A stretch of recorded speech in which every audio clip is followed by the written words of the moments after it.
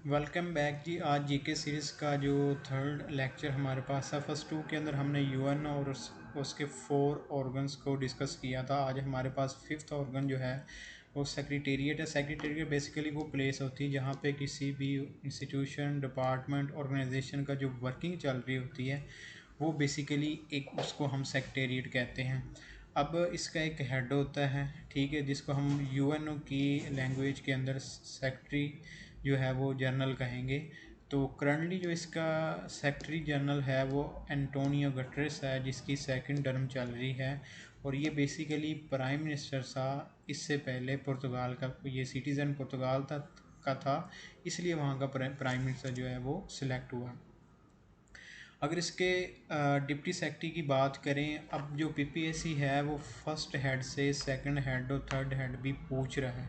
Reason क्या है कि फ़र्स्ट हेड को तो पीपीएससी के जो एस्पायरेंट है उन्होंने वो कहने के याद किया होता है, लेकिन जब जैसे ही उसने वो इन डेप्थ या पेपर का मेरिट जो है वो, ज़ाहिर बात है ना, अगर सिंपल क्वेश्चन पूछेगा तो मेरिट हाई चला जाएगा, तो इसलिए थोड़े से टफ क्वेश्चन की तरफ हो जाते हैं। तो सेकंड और थर्ड ऑर्गन की भी वो बात करता है, उस क्वेश्चन पूछता है। सेकंड ऑर्गन की बात करेंगे तो डिप्टी सेक्रेटरी जो है वो इसकी आमिना जे मोहम्मद है। जो इसका नंबर देखें तो वो फिफ्थ है, मतलब 4 इससे पहले सिलेक्ट हो चुके थे। तो ये नाइजेरियन मिनिस्टर है ऑफ इन्वायरमेंट। ये एंटोनियो गटरेस जो था और ये डिप्टी सेक्रेटरी जनरल, ये 1 जनवरी 2017 से अपॉइंट हुए थे। तो 5 साल अगर आप ऐड करेंगे तो ये 2022 में रिटायर हुए, उसके बाद अगेन सेकंड टर्म के लिए अपॉइंट हुए। अब इनकी अपॉइंटमेंट कौन करता है? वो जनरल असम्बली करती है। इनका टेन्योर कितना होता है? वो आपके पास 5 ईयर्स है। तो ये जो सेक्रेटरी जनरल होता है ये परमानेंट मेंबर, जो कि वो 5 हमने जो देखा था उसके अंदर ये सिलेक्ट नहीं होते, ठीक है। ये सिंपल जो नॉन परमानेंट मेंबर हैं या उसके रिमेनिंग जो मेंबर होंगे उनमें से सिलेक्ट, मतलब वो 5 को इंटरटेन नहीं किया जाएगा सेक्रेटरी जनरल के लिए, क्योंकि वो ऑलरेडी एक शेयर होल्ड कर रहे होते हैं यूएनओ के अंदर। और 6 जो इसका ऑर्गन था वो आपके पास ट्रस्टीशिप काउंसिल था, जिसका रोल जो है वो ऑलमोस्ट ख़त्म हो चुका है, अब हम नहीं देखते। तो वो 1990s के अंदर उसका जो रोल था वो ख़त्म हो चुका था। लेकिन अगर ऑर्गन की बात करेंगे तो आपके पास जो है ना वो 6 ऑर्गन ही बेसिकली यूएनओ के हैं।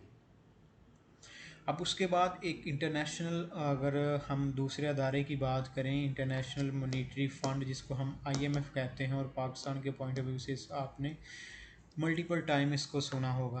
तो आईएमएफ का बेसिक जो फंक्शन होता है ना, जो भी कंट्री क्राइसिस का शिकार होता है ना इन टर्म्स ऑफ मनी, अब मनी जिसको फॉरेन एक्सचेंज, जिनको डॉलर की ज़रूरत होती है, वो इंटरनल और एक्सटर्नल बेसिकली। तो हम जो एज अ डॉलर को एक्सचेंज करेंसी यूज़ करते हैं, तो इसलिए हमें मोस्टली एक्सटर्नल यूज़ उसकी पड़ती है, या हमने जब स्टेट बैंक ऑफ पाकिस्तान के रिज़र्व की बात करनी होती है तब हमें ज़रूरत पड़ती है। तो इसका बेसिक फंक्शन था, वर्ल्ड वार 2 के बाद जब कंट्री ने क्राइसिस फेस किए तो तब उनकी डेवलपमेंट और फाइनेंशियल जो क्राइसिस को दूर करने के लिए आईएमएफ की बुनियाद रखेगी।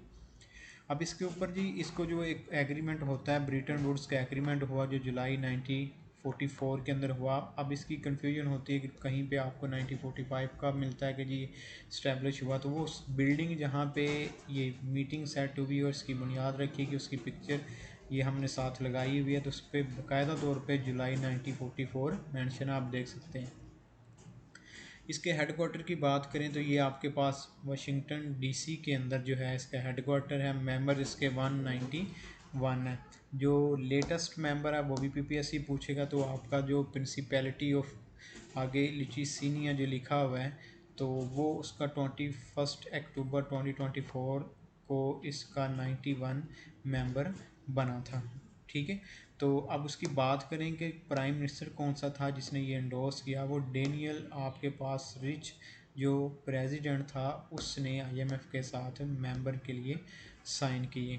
तो ये अब आप इसमें देखेंगे तो 191, और आप सर्च करना चाहें और यूएनओ के 193 मेंबर्स, दो कौन से ऐसे मेंबर हैं जो आपके आईएमएफ के मेंबर नहीं हैं। अब इसके मैनेजिंग डायरेक्टर होता है किसी भी ऑर्गेनाइजेशन को हेड करने के लिए, तो वो आपकी क्रिस्टलिना जॉर्जिया आपकी करंट जो है वो मैनेजिंग डायरेक्टर है।